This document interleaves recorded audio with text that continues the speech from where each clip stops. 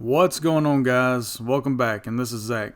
Today we'll be talking about classes, inheritance, polymorphism, and object-oriented programming in Python. And if you haven't heard of object-oriented programming, it's like using building blocks to build out a program. And the building blocks are objects, and these objects are made out of classes.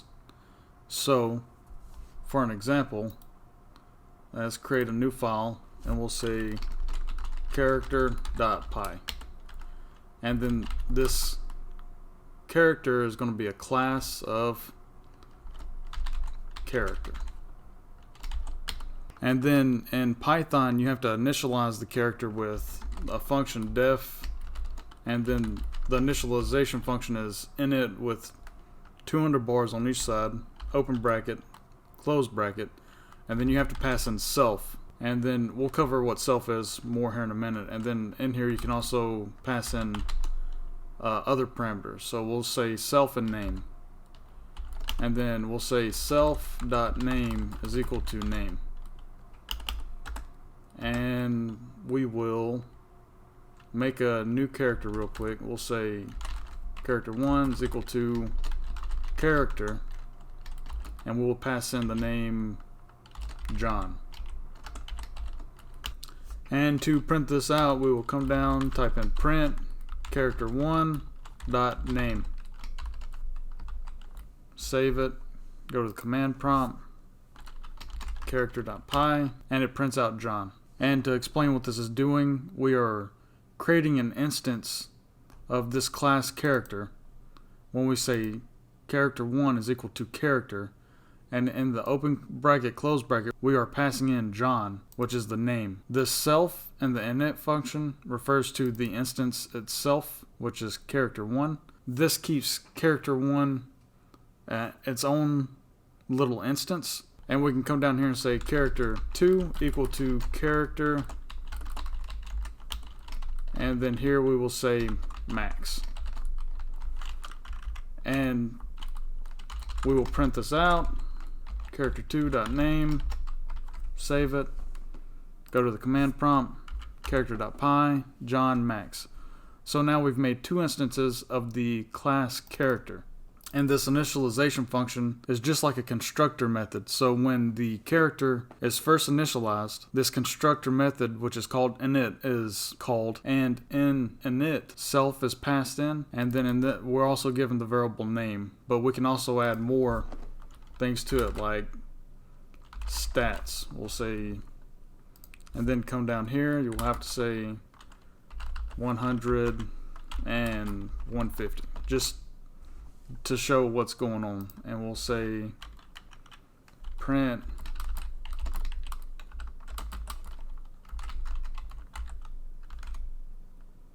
stats,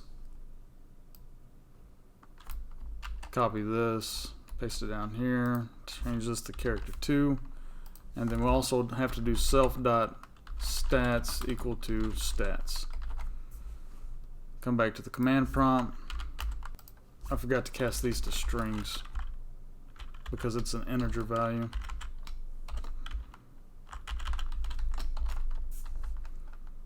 Going back to the command prompt, John 100 max 150. So to reiterate, hopefully this is easy to see, is that the class is character, the function init is a constructor method that takes in name and stats on the initialization of an instance and sets the self.name and self.stats equal to name and stats. And right here, character1, we're creating an instance of character and setting it equal to the variable character1 with the name John and the stats 100. In character2, we are creating another instance of the character class with the name Max and the stats 150. Now we are going to talk about inheritance. So I'm going to clean this up, save it, create a new class. We're call this warrior.py, and class warrior, when it inherits from another class, you have to pass that class in, and in this case it's character. And since the character is not in the same file, we will have to do a from file name, which is character in this case, import character, which is the class. So when you do a from, it is the file name, and when you do an import, it is the class name. So we're saying from character, import the character class. We'll save this, and then the def init, passing self, and then here we'll pass in name and stats. And this is going to be used to override the parent class. And here we will use super.init, and we'll pass in name stats. And this super is just saying to override the character, which is this character class we created. And the .init is calling the parents, which is in this case character. The init is calling the parents initialization function, which also needs name and stats. And then to make the warrior a little different, we will pass in height, just so you can see we're inheriting from the parent, but then we can also add on to this warrior class. So we will have to set self.height equal to height, and then to initialize this we will say warrior1 is equal to warrior, and we'll pass in Jimmy. We will pass in 90 and height of, we'll say 65 inches. And then we'll print this out. We'll say warrior1 dict. We will type in warrior.py, and this shows you the name Jimmy, stats 90, and height 65. So what we have done is inherited the name and stats from the character, and we have added the height. So now we'll talk about polymorphism. And polymorphism is just the ability to overwrite functions that may have been in your parent class. So let's say the function we want to write is get name. We'll pass in self, and we'll say self.name return self.name. And since this is a function written in the class character and we've inherited from the class character in the warrior, we can go to warrior1 and say warrior1.getName, and we can call the parent function. So we'll say warrior.py, and the name is Jimmy. Now I'm going to initialize a character in this part of the program just to show some differences. So say character1 is equal to character, and then we will need to pass in the name and the stats.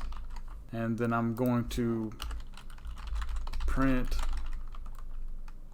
character1 dot name. Well, we'll say get name to use the function that we just created.